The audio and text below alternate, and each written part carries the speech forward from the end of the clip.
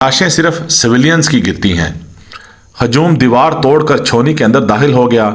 इनके हाथ में डंडे, ईंटें और पत्थर थे। एक नौजवान के पास राइफल और पिस्तौल भी थी। वो छौनी की सड़कों पर दौड़ रहे थे, गाली गलौज कर रहे थे और इनकलाब जिंदाबाद के नारे लगा रहे थे। सामने छौनी का राशन डिपो था। नौजवान डिपो में दाखिल हो गए और उन्होंने आटे, दाल और चीनी के तोड़े लूटना शुरू कर दिए। वो घी के डब्बे और कनस्तर भी उठाकर दौड़ पड़े। फौजी जवान साइड पर खड़े होकर खामोशी से देखते रहे। एक आध नौजवान ने इन पर हमला करने की कोशिश भी की, लेकिन हजूम में मौजूद समझदार लोगों ने इनका हाथ रोक लिया। ये खेल आधा घंटा तक चलता रहा। अचानक एक वायरलेस कॉल आई। फौजी जवान सीधे हुए और मेगाफोन पर वार्निंग दे दी। मुजाहिरीन चंद लम्हों के लिए रुके, लेकिन फिर दोबारा लूट मार में मसरूफ हो गए। जवानों ने इसके बाद हवाई फायरिंग शुरू कर दी। लोग ठटके और इनमें से समझदार लोग फौरी तौर पर भागकर बाहर चले गए, लेकिन जज्बाती और नातजर्बाकार अभी तक बाज ना आए। और फिर इसके बाद राइफलें सीधी हुईं और 5 मिनट में छौनी मुकम्मल तौर पर खाली थी।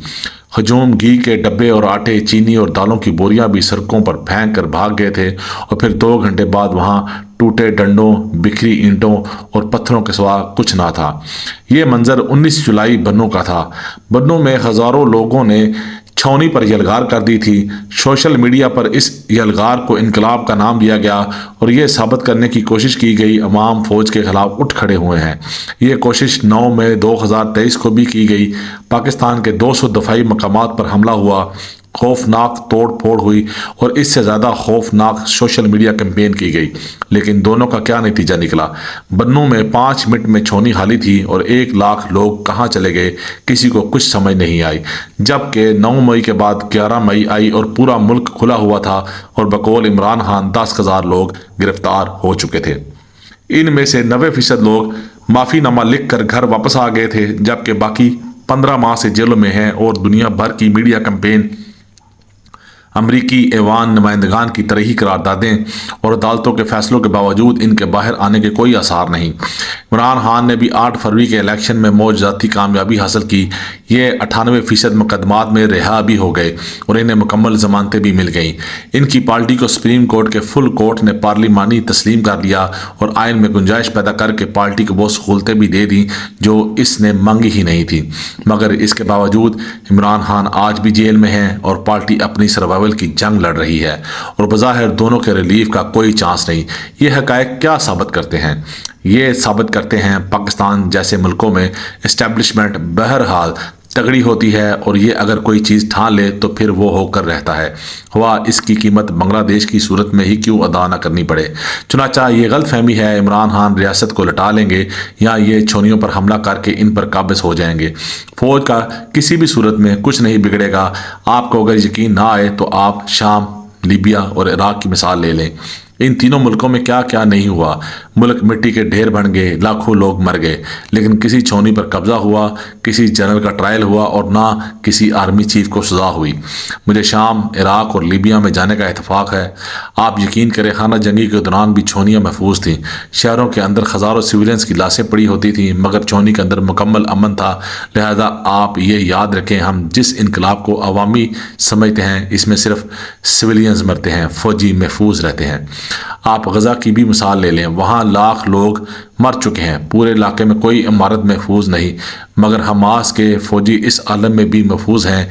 इनकी बिजली बंद हुई, हस्पताल तबाह हुए और ना असला डिपो पर कब्जा हुआ। क्यों? क्योंकि फौजी सरकारी हों या गैर सरकारी, ये अपनी हिफाजत करना जानती हैं।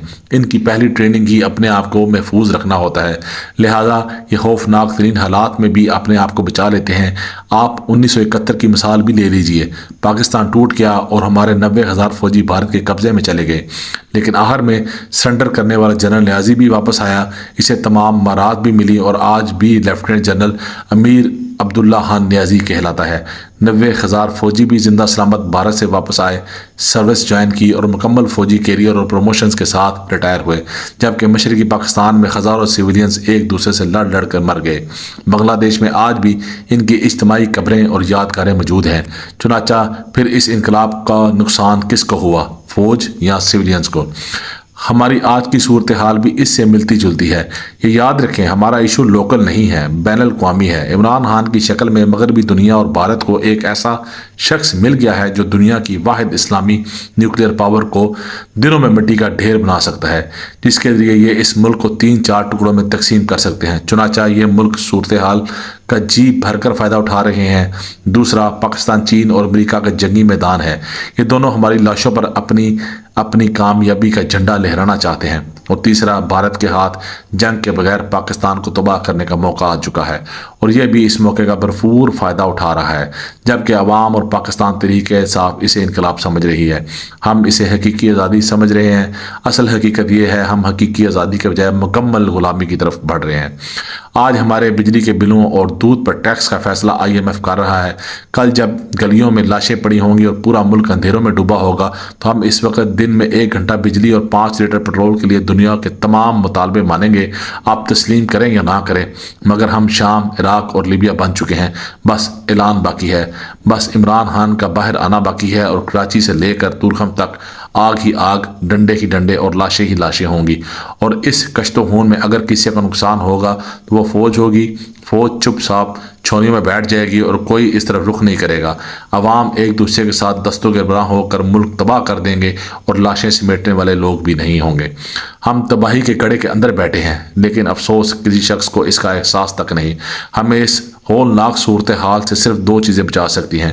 ہم پارلیمنٹ اور آئین کو باپ مان لیں، قومی اسمبلی میں موجود تمام پارٹیاں ایک بار اکٹھی بیٹھ کر آئین پر دوبارہ حلف لے لیں، اور آئندہ آئین سے باہر نکل کر کوئی بھی حرکت نہ کرے۔ سپریم کورٹ بھی آئین کے تابع ہو جائے اور ارکان اسمبلی بھی۔ عمران خان سے مذاکرات کریں، موجودہ سسٹم کے لیے وقت لیں، بے شک 2 سال کا وقت لے لیں، اور 2026 میں شفاف الیکشن کرا کر سسٹم سیدھا اور صاف کر لیں۔ سیاسی مقدمے نہ بنائیں، حلف بھی لیں، آرمی چیف اور چیف جسٹس کی مدت ملازمت میں 1 ہی بار اضافہ کر دیں، اور اس کے بعد ایکسٹینشن پر مکمل پابندی لگا دیں۔ یہ فیصلہ کر لیں، دنیا میں اگر تیسری عالمی جنگ بھی ہو جائے تو بھی ایکسٹینشن نہیں ہوگی۔ وزیر اعظم بھی 2 مرتبہ سے زیادہ وزیر اعظم نہ بن سکے، پارٹیوں کے اندر بھی اصلاحات کریں اور انہیں بھی آئین کا حصہ بنائیں۔ میں خود میڈیا پرسن ہوں، میں نے تعلیم بھی میڈیا کی حاصل کی تھی، اور میں اس پروفیشن کا بینیفیشری بھی ہوں، لیکن میں دل سے سمجھتا ہوں اس میڈیا اور اس سوشل میڈیا کے ہوتے ہوئے ملک نہیں چل سکتا۔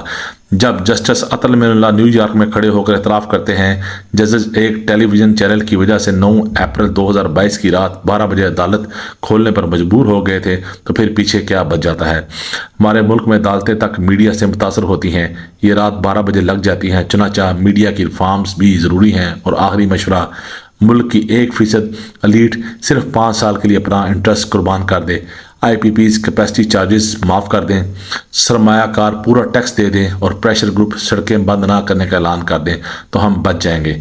ورنہ اللہ معاف کرے، ہم بمشکل 1 سال نکال سکیں گے۔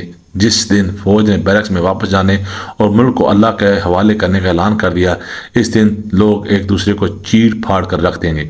PTI کے لوگ نون لیگ پر حملہ کر دیں گے، اور فرقہ پرست ایک دوسرے کی مسجدوں اور جماعت خانوں پر قبضہ کر لیں گے، اور اس کے بعد ہم چند دنوں میں شام، عراق اور لیبیا ہوں گے۔ اور اس میں نقصان کس کا ہوگا؟ صرف اور صرف عوام کا ہوگا، کیونکہ یہ تاریخ بتاتی ہے خانہ جنگیوں میں لاشیں صرف سویلینز کی گرتی ہیں، فوجوں کو کوئی نقصان نہیں ہوتا۔ سوویت یونین ٹوٹنے کے بعد بھی فوج اپنی جگہ برقرار رہتی ہے۔